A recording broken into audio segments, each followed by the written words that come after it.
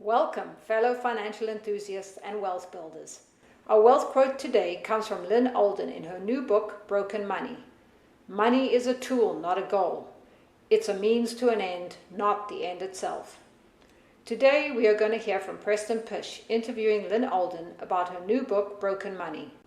Broken Money focuses on why our financial system is failing us and how we can make it better. Alden lays out two main reasons why Bitcoin has the potential to revolutionize the financial system. The first is that Bitcoin offers instant payment settlements for the first time in over 150 years, which traditional money does not. The second is that we now have the ability to develop a decentralized ledger backed by energy and not controlled by a few individuals. Alden discusses why Bitcoin is currently needed more by countries like Egypt, whose currencies are unstable and highly inflationary. However, when we understand the financial system better and the impact that money printing has on wealth, we all need Bitcoin. Let's listen to what Alden has to say. You write in your book, and I'm just going to read this quote here. It's not an accident that it took approximately a century and a half after transactions were enabled to occur at the speed of light for bearer asset settlement to also occur at the speed of light.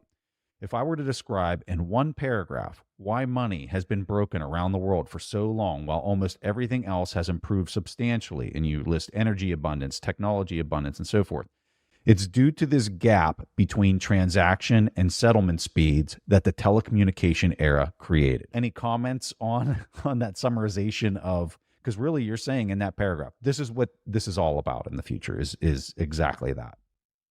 Yeah, as I would say, during the century and a half where that gap existed, the problem is that the only way to fulfill the gap is basically centralization.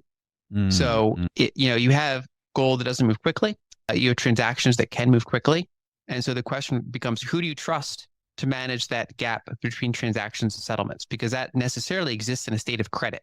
So who is the ultimate arbiter and maintainer of that credit ledger? And so basically, throughout human history, and especially this past century and a half, most of the physical shortcomings of money, whether their lack of divisibility, whether their lack of speed, whatever the case may be, most of those were handled with various technologies or new procedures that make them more efficient, but at the cost of centralization.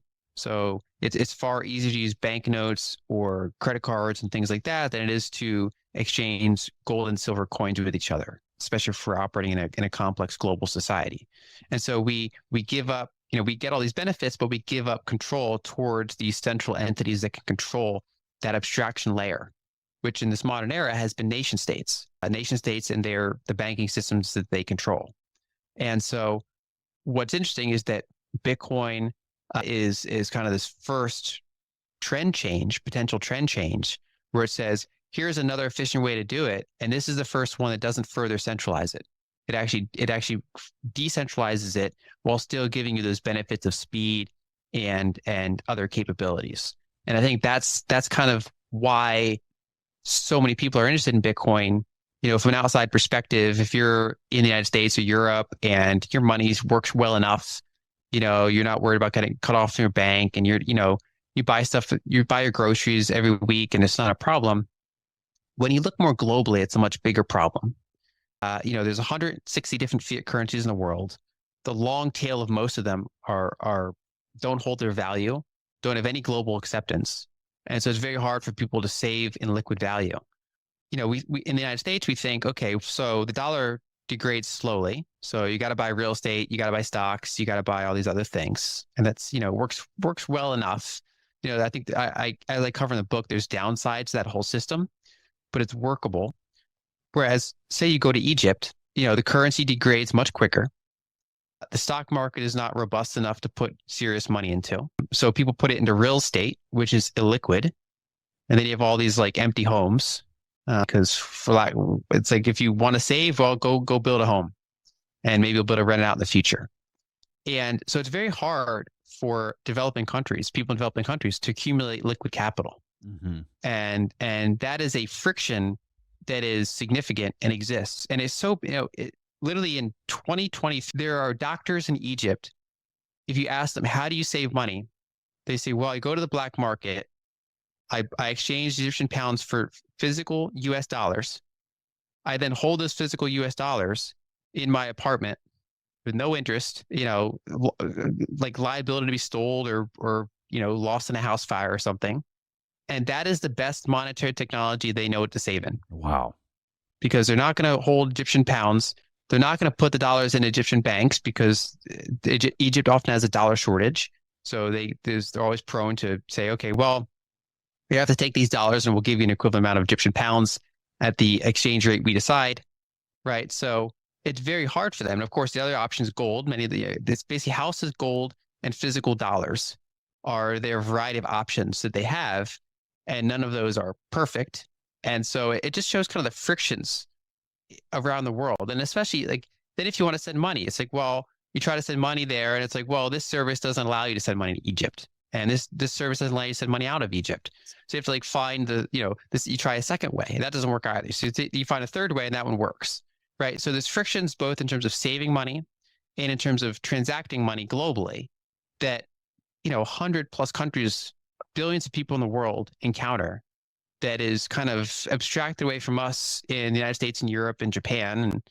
And we have our own problems with money, but on a global scale, the problems are much bigger. And it's in large part because of this gap between transactions and settlements.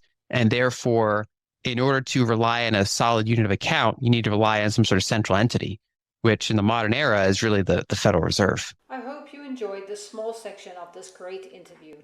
The full interview link is below. Ironically, in an earlier video attached above, Pysh explains why many people in third world countries are not interested in Bitcoin.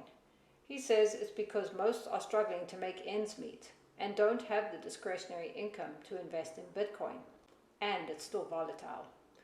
Pysh says that Bitcoin makes more sense for net producers and people with discretionary income. However, it would be wise for all to find a way to acquire Bitcoin. Like Alden says, most Western countries like the US, Canada, and Europe have more stable banking systems. However, more people are beginning to understand why Bitcoin is also powerful for them, as central banks transition to central bank digital coins and print more and more money, deflating currencies.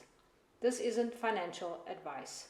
It's just what makes sense to me as I realize what is really going on in our financial world and how we can all have a better future. I want to share these ideas with you. Remember, in order to attract more wealth, you must raise your wealth consciousness by seeing and believing yourself as prosperous. Do your own research, keep learning about Bitcoin and wealth, and share your insights below. Thank you for watching. Don't forget to like and subscribe to the Bitcoin Edge for more financial wisdom.